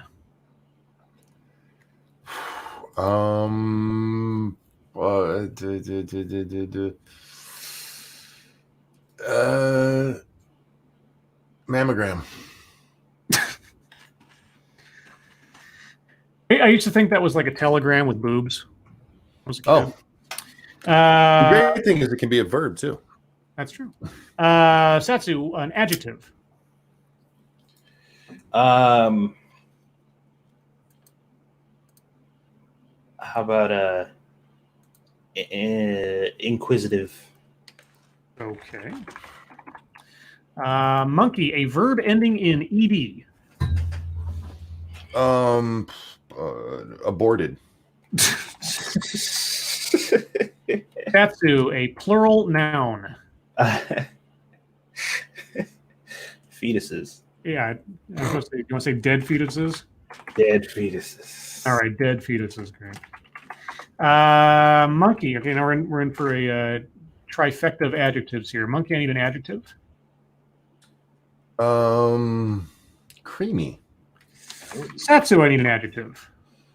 How about grotesque? Monkey, I need another adjective. Crunchity. Crunchity. Yeah, it's from the commercials. All right. Crispy, crunchity. Satsu, I need the name of a movie. How about just like this fucking millions of movies are like popping in my head right now. To Kill a Mockingbird. All right. I thought you might have said Tales from the Hood.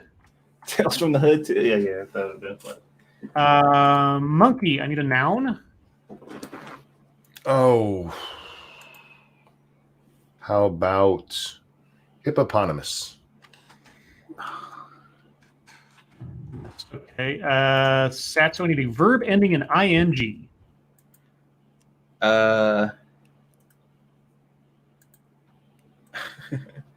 Flatulating. Monkey, an animal, plural. Oh, well, I wish I knew that was coming up. I wouldn't have used hippopotamus before. Well, I can. If you want to give me a different noun, I can put hippopotamuses in there. Nah. How about peacock? Peacocks. All right. Satsu, I need another length of time. 32 seconds. Monkey, I need an adjective.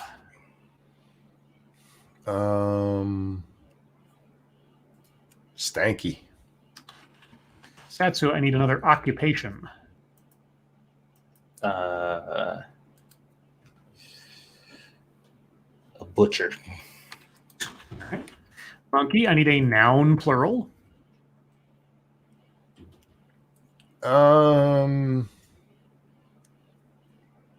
Dirty hooker. Dirty hookers. Yeah. Satsu, I need an adjective.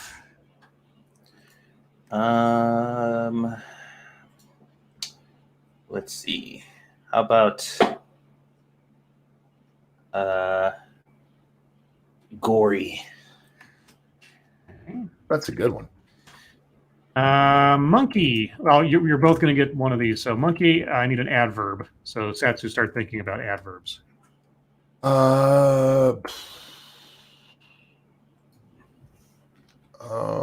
Sensually. Ooh. And Satsu?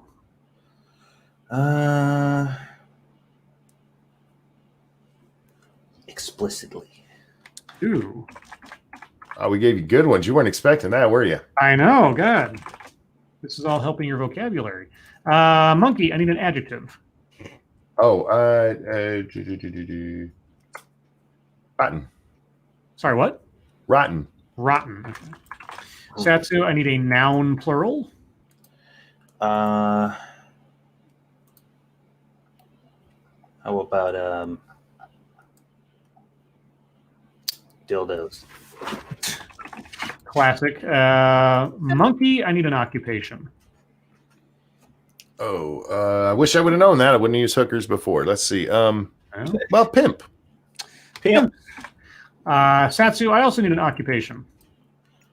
Oh man, what the hell is the story? All right, I don't know yet. No, that's the thing. I don't know. How about truck driver? Speaking of which, has anybody heard from Diesel Dave? Not in a while. I'm getting worried. Monkey, I need a verb ending in ed. We're almost done. Oh, raped. All right. And Satsu, finally, I need an adjective. Oh, sorry. No, wait. I take it back. That's where we start with the audience. Apologies. Okay. So now, audience, off to you. Adjectives, nouns, and your name. Let's see. Random adjectives. Who's that? Cannibalistic Wizard says dry. Okay, simple enough. Now I need 3 nouns. J random nouns. Who said that one? Oh, where'd it go? Where'd it go? It jumped. No one nowhere says ovary. Okay. And then my phone beeps at me. Please don't tell me I have to leave all of a sudden. That would be very unfortunate. No, good. Noun, Kyler says blubber. Blubber. Pale blubber. And another noun.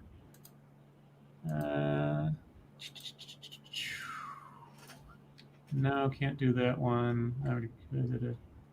Boy. Tartan Rose says horse. I'm sure that'll be very good. Okay, now an adjective. Adjective. Fertling? I don't even know what that is. 69 fertling. I don't know what that word is. 69 otters. Shroud Angel is swollen. I like that. Swollen. And your name. Who's Angela Arriaga. Angela. All right. All right, guys. Yeah, I think this might be the longest Mad Lib as far as word choice ever. Oh gosh, this is a story. All right, you guys ready? Uh-huh. Indeed. This is called Letter of Recommendation. Dear Electronic Arts, Weibo worked for me as my assistant for 32 weeks. I recommend her without cock rings for the gynecologist program. While working Love you, weebs. While working in mammogram production, I often relied on Weibo to put together inquisitive presentations for which she described and aborted the artistic approach to the project, researching dead fetuses and photographic creamy materials. Okay. Her creativity, resourcefulness, and ability to see a project through really made these presentations grotesque and crunchety. All right. When we went into production on the feature film To Kill a Mockingbird, Weibo was able to observe every hippopotamus of the process, flatulating in on meetings and working with peacocks in all areas of the production from the moment the production was set in motion through the release of the film 32 seconds later. During this time, she was a stanky butcher. Okay. Often serving as my liaison to scattered dirty hookers of the crew. She also coordinated projects involving gory people, and her ability to work sensually while guiding the project quickly and explicitly was rotten. For example, when we suddenly needed to reconceive several action dildos that had already been storyboarded, Weibo quickly found a new storyboard pimp on location and worked with him. Storyboard pimp? And worked with him, the stunt coordinator, and the truck driver through several drafts to make sure the new dildos worked, and then aborted with the crew dirty hookers from all departments, making sure everyone was up to date on the changes that were relevant to them. She even raped in to draw a few last-minute dry changes herself. Oh, boy.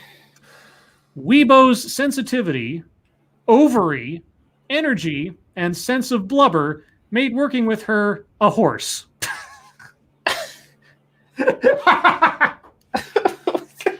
I highly recommend her as a swollen addition to the program. Sincerely, Angela. Oh boy. All right. The fuck? I All right. see what a storyboard pimp looks like. A storyboard pimp. All right. Well, I'm going to cut that out and post it here presently for posterity's sake.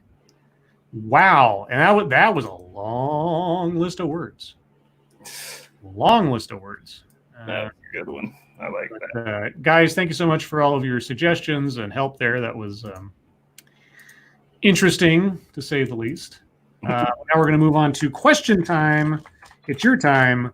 If you have comments, questions, concerns, conspiracy theories, complaints, if you have ideas of what you would do with your free something like $1,000 coming your way, put them in the chat now. If you have questions for us, please put plenty of chat marks after those. If you have statements for us to consider, please put plenty of statement marks after those. Thank you, Gulf City Cult of Krill. Y'all owe Weebs an apology. Monkey owes Weebs an apology. I knew shit. I didn't choose that. That was Monkey's fault. Let's see. From Lords of the Night. I'm just going to post the ad lib here before I forget it, because I don't want to forget it. Ad lib, there we go. And it is out there for the world to see. All right, Attack Alpaca. If Lords of the Night had a genre, what would it be? Radio talk show? Yeah, probably. Something like that. Maybe just this side of shock jock type radio show. Maybe. Not too much. A little bit. Who knows? Check your logic. Can you believe this will be the second election in a row where both presidential nominees will be older than the Beaver? You mean Leave It to Beaver the Beaver? I'm imagining. Can you also believe that the only men in the race on Super Tuesday were older? Yes, because it's just reality, unfortunately. Tartan Rose, Scribe Light, would you like to ask chat a question? I kind of did. Said if you have any ideas about how you'd like to spend your money. It's kind of a question. Yeah. Mr. Scott, if The Lords of the Night was a video game, what kind of video game would it be?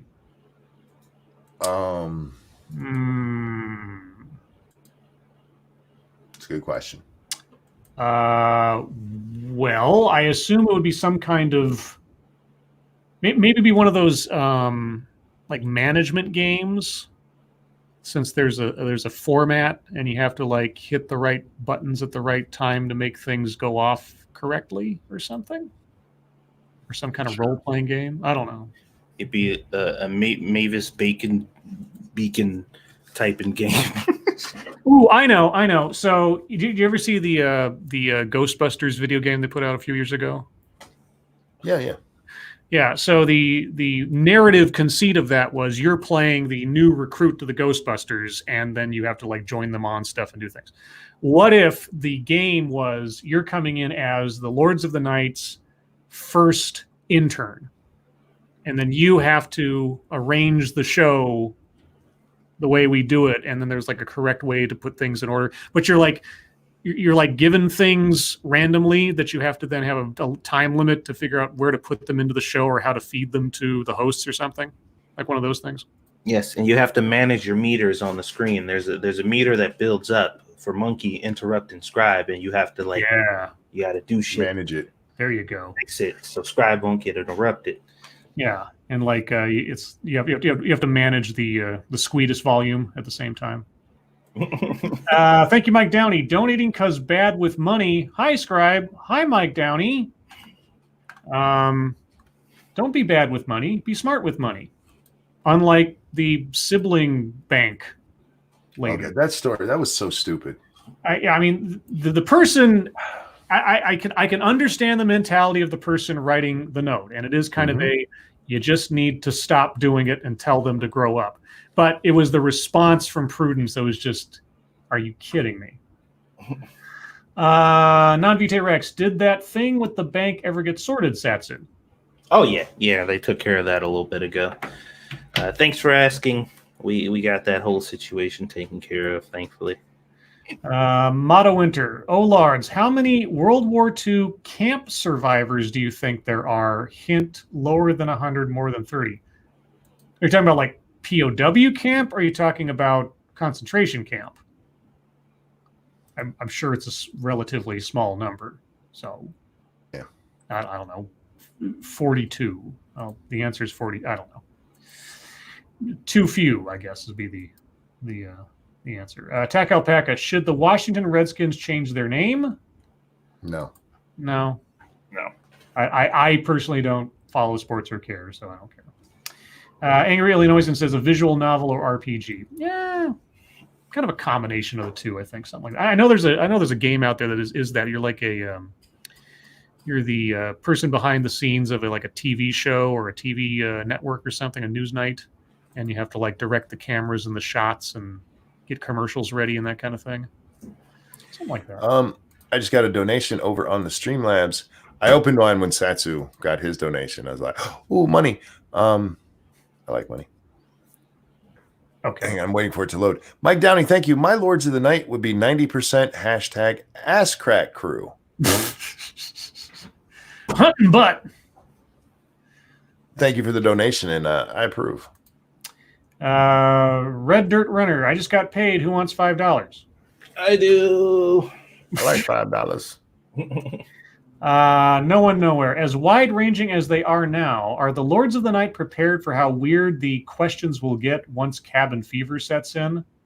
Have you watched this show? Have you ever met Mata Winter? Right. I mean, I gotta say, I think we have more than prepared ourselves for weird questions. Maybe I'm just tooting my own horn here.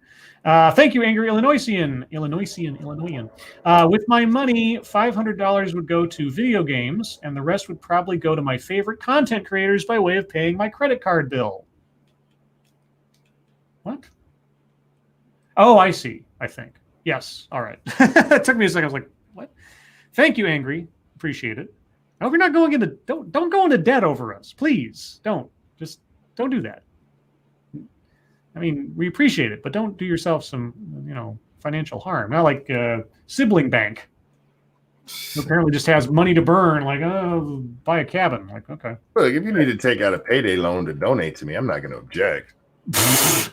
No, I'm fucking with you. Please never do something. Yeah, like that. never, That's ever, stupid. ever do that. Monkey is kidding, guys. I am joking. Really joking. Harvest Marvels, do any of you know what happened? Know what happened between Trump and reporter? They're saying he attacked a reporter and asked him to reassure people, but since it is the media. So I saw the video. We should have talked about that. So encapsulated form, and you can watch the video for yourself. Was it a CNN reporter?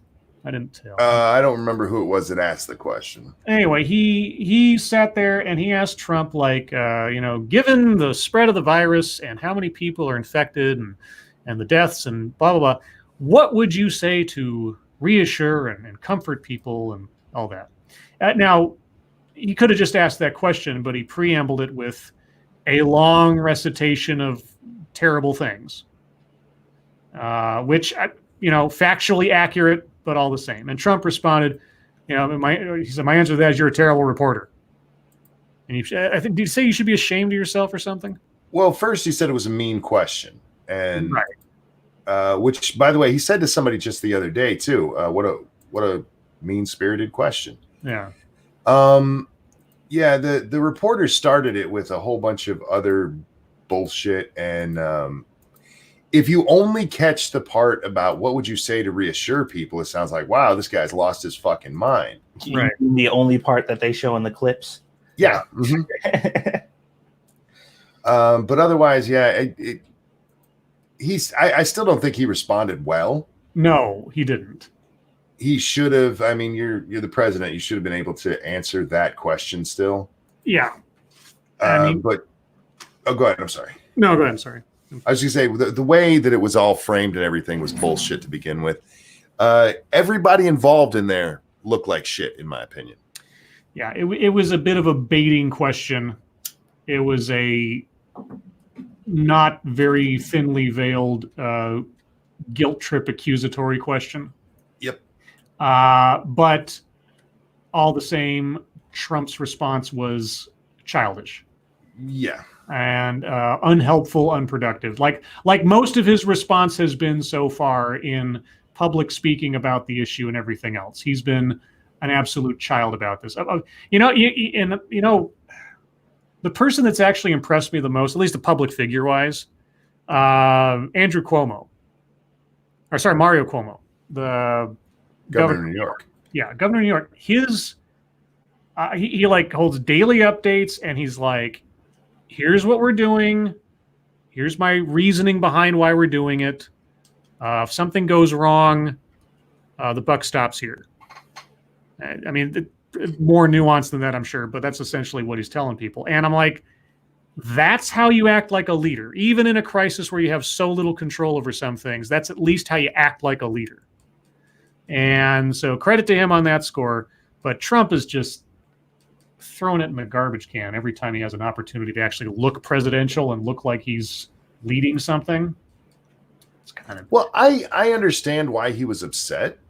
Yeah, because here's the thing. He's out there trying to reassure people, and the guy's like, everything's fallen to shit. How do you reassure people? Yeah. The press has been absolutely horrible on this, but still, yeah. You are the president, and at that point, what your answer should be is, well, this is what we're trying to do. What I'm talking to you about, explaining these things. Right. And instead, it's like, you're just a horrible person. Like, oh, right. Dear Christ. Yeah, I mean, you got to have a thicker skin in this kind of situation. And I know it's Trump all the same, but it's just... Anyway, moving on. Motto Winter says, "Oh Lords, what are your thoughts of the study on the effect of lasers on hamsters, non-lethal lasers?" I don't even know why they'd be aiming lasers at hamsters or what they expect to have happen. Why are they lasering hamsters? I mean, is it for like some kind of non-invasive surgery technique or something? Or, yeah, I don't know. That seems mean. Pebbles, Kiever Dam, all of the part-time workers in my job on death row. Sorry, what? I said, don't worry, they're hamsters on death row. It's just weird. Am I cutting out or something? No, he talked over you there. Oh, okay. I just want to make sure. I can't tell. Kiever Dam, all of the part-time workers at my job just got laid off until further notice today. Oh, it sucks. I'm sorry for your coworkers. Faithless says the press are master baiters. Yeah, they're masters at setting up loaded questions and framing things in a, I mean, if you read the text, the guy didn't say anything that was untrue or anything, but just the way it was presented, the implications, etc. Yeah, he was aiming for Trump's weak spot, and he hit it, and he probably got the response he was hoping for, honestly. Scribbles, I have a donation. Thank you, Mr. Scott. Thanks for entertaining me for 4 hours at work last night while scooping snow. G.I. Jew? LOL. You really should have went to bed after 2 hours. I couldn't have. That was the problem. I wish I could have gone to sleep, believe me. Angela Ari says, too bad he's not running for president. Who, Trump or Cuomo? Didn't Cuomo, was he talking about running for president? Am I misremembering? They always hinted that his dad was going to run, but never did. Right. Him, I don't think so. Oh yeah, Mario Cuomo. That's who it was. Mario, yeah. Oh yeah, I remember Mario. So, check your logic. Did you see the White House representative's comments regarding Chinese students? How little responsibility should Trump hold for this? I didn't see what the comments were, so I don't know. Yeah, I have no idea on I do remember seeing the reaction to some reporter like grilling Trump, and then I think Kellyanne Conway on some White House representative called it the Kung flu virus or something or whatever. Mm-hmm. And Trump said, "Who said that?" And then Kellyanne Conway was more explicit. She's like, "Well, tell us. I don't talk in hypotheticals. Tell me who said it." And she wouldn't. It's like I can't. Like, well, if you're not going to say who said that, I can't address it. I can't comment on it. Just I saw some comments about that over on Twitter where people were like, "Yeah, this is great and all. I'm glad you're like speaking out about it, but shouldn't you like name names? Like if you're going to go this far to say that somebody said it, you should say who said it." And she's just like, "Oh no." Yeah, because the whole thing there is it's an Asian American reporter who's like, they said that to my face. Yeah. Well, who? Well, and here's the thing. It's like, okay, if the argument is, well, I'm not going to reveal my source or something, it's like, you just told your source that you're willing to tell the public exactly what they said. So your source is burned now. If that actually happened, they are never going to speak to you again. So what exactly are you protecting? I'm going to go on record right here and say she's full of shit. Yeah. Hashtag never happened. Yeah. Or she is a horrible reporter at keeping confidences. I don't know what else to tell you. It's just one of the two. To my face. Fuck to you. My face. You prefer they say it behind your back, sweetie? Next 6 minutes. Any oatmeal raisin fans here? And cookies, I don't mind it so much. Yeah, it's not too bad. I prefer just oatmeal, but yeah. I like oatmeal raisin cookies. Yeah. Angry Illinois says, bad YouTube, stop buffering. Oh, well, that we have no control over. It's either your internet or it's YouTube, and we don't have any powers over those things. And my chat stopped right there. I don't see anything else coming up. Now it is. Red Return, will Corona Chan love me long time? And Super Chat is being weird on my end. Well, no need to apologize. I hope Corona Chan doesn't love you at all. I hope Corona Chan hates all of you and stays away and never becomes a codependent girlfriend. All you need says you're not trying hard enough to control YouTube and the internet. You're probably right. I'm not trying hard. I don't even know how much I would have to try to control those things. Chicken Lunch says Emerald Robinson. Emerald. The representative tweeted, quote, "It's time to kick out Chinese students from universities. They can attend their own colleges at home. It's time to ban Chinese money from our media," unquote. What? Yeah, I saw that tweet earlier. Oh, that's just bizarre. Well, if that's a White House representative, I think for PR's sake, you should fire them. Because that doesn't make any sense. And it might just be a little racist. Just saying. No, I think we passed a little. Yeah, no, I was being facetious.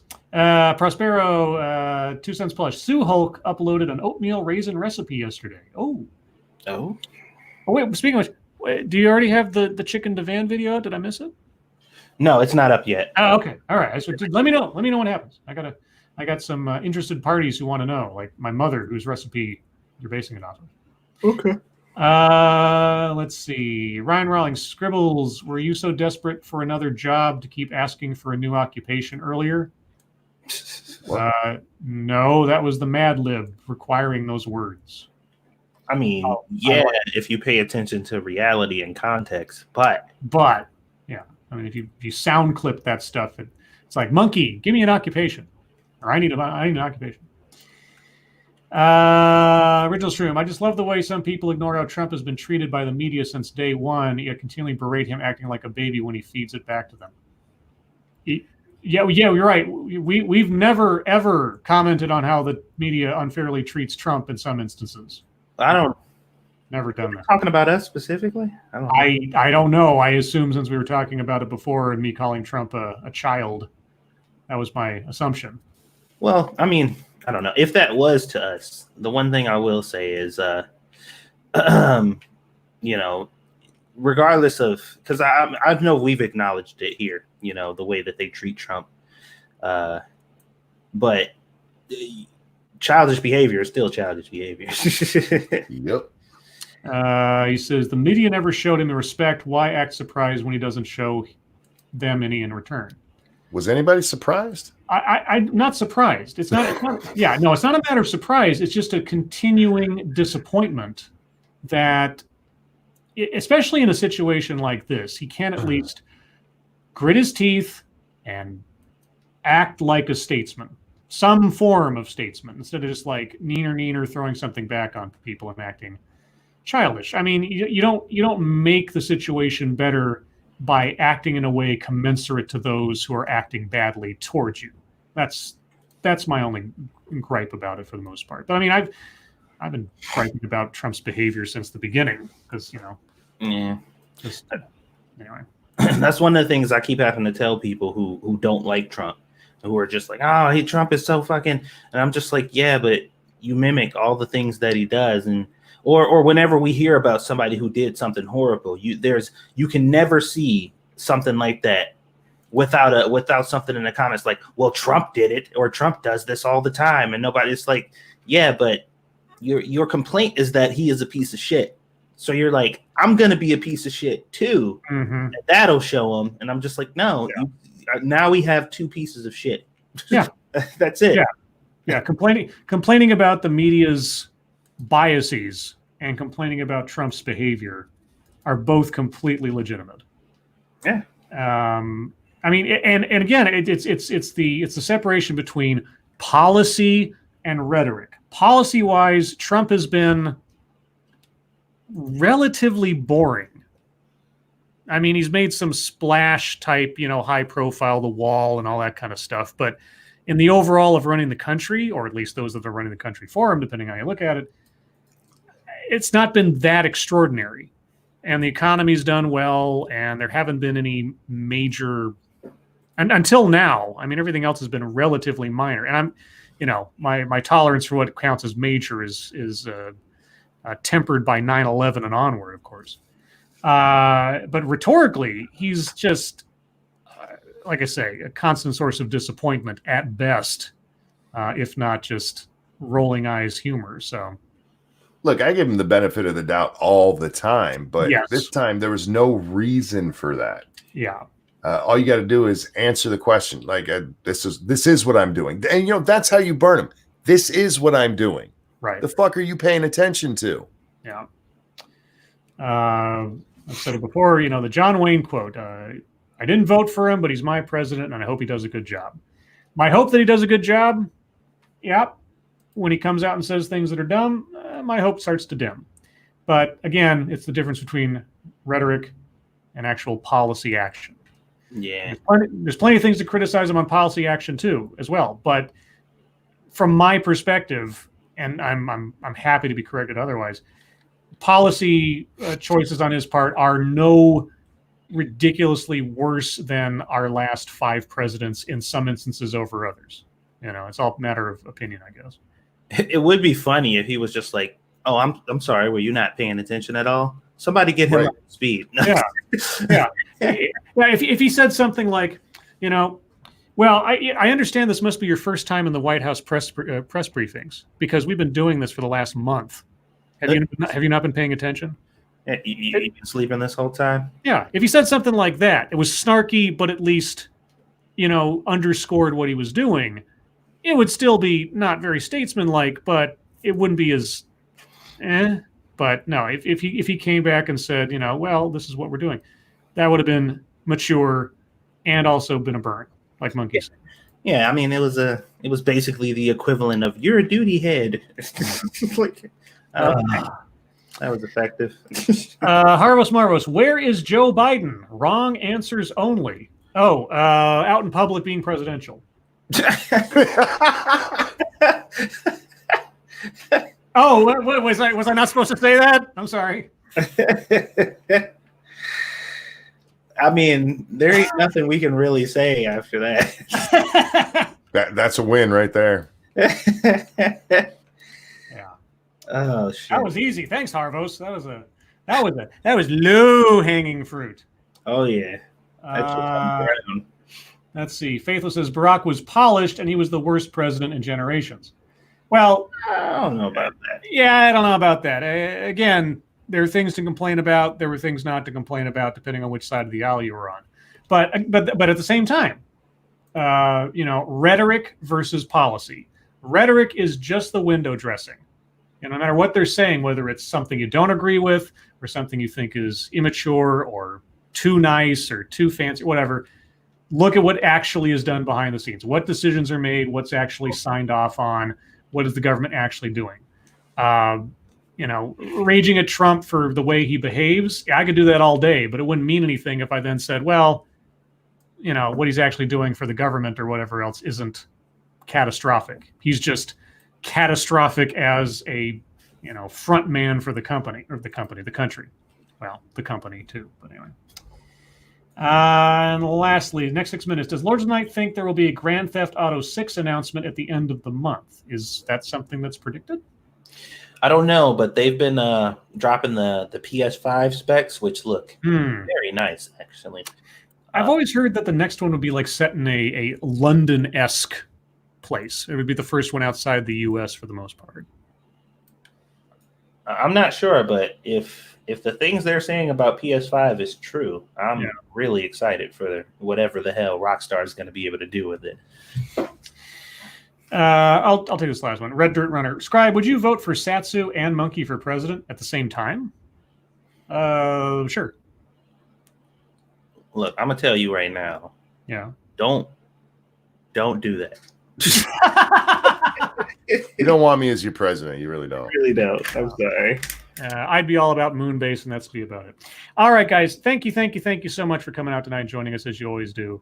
Sorry I didn't get all the stories in the MSS news. I know I skipped over some, but it's just like I say, given the mood, I'm more interested in sort of lifting spirits than dwelling on the guck if we can help it right now. Of course, that'll change as we all acclimate, but for the time being. Remember, guys, over on 2 Cents Plus, just after this, you can go watch Monkey and Satsu and presumably Sinatra, I guess. 7 days to dying and fighting zombies and building houses. Zombies. And mining rock and cutting down trees and shooting squirrels or something. I don't know. Whatever those guys do. We don't shoot squirrels. We just kill their habitat. Oh, okay. Remember, tomorrow night, per usual, over on Monkey's channel, we'll be on at the regular time for Lords of the Night. Tomorrow morning sometime, I may do a live stream of something. Not sure yet. I got a whole bunch of choices I can pick from. If I do so, I will give as much notice as I can on Twitter. And guys, again, for those of you that weren't here at the very top, follow us on Twitter. Follow any content creators you like on Twitter if you can find them. Because right now, YouTube is not alerting people, at least so far as we can tell, of certain things like live streams, like new videos, etc., in your subscription feed. So even if you've subscribed to us, even if you hit the bell icon or whatever, YouTube is being just absolutely nutso with not telling people that stuff is upcoming or that stuff has been posted. So really, the most efficient way to do it is follow people on Twitter or their social media and retweet stuff when you see them post about it. And that goes for all content creators regardless. If you like something that you see on YouTube, tell people about it. You guys are the best algorithm any of us could ask for, and we do appreciate it. But like I say, everybody, thank you for coming out tonight. Moderators, thank you for keeping an eye on things, even though our audience is the most well-behaved and participatory on the planet. Everyone who donated to me, to Monkey, to Satsu, to your local charity, whatever. Thank you so much for your generosity, especially in these crazy times. It is very much appreciated. I will use it to buy extra toilet paper and pot stickers. That's like my now sort of bulk food of choice in the freezer kind of thing. Pot stickers, like little dumplings of meat and vegetables. Mm-hmm. I put a little soy sauce on and they boil up real quick. Yeah, that's like my sort of go-to food now when I'm holed up and got nowhere to go. I'm so sad.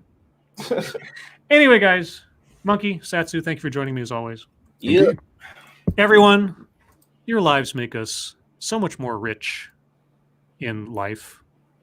That almost sounded craven for a second. That's not what I meant. That's what he meant. Yeah, you know what I meant. Never. Bye, guys. Bye, everyone. Jesus Christ. Don't bring that dead Jew into this. Okay, I'm reading from Screw the Roses, Send Me the Thorns, The Romance and Sexual Sorcery of Sadomasochism. And today's secret word is, well, that makes sense. Bade. B-A-D-E. Bade. Bade? Like, he bade me come closer. Ah. Asked, begged, something. I bid you come closer. I don't know. It's an S&M book. They got weird words in there.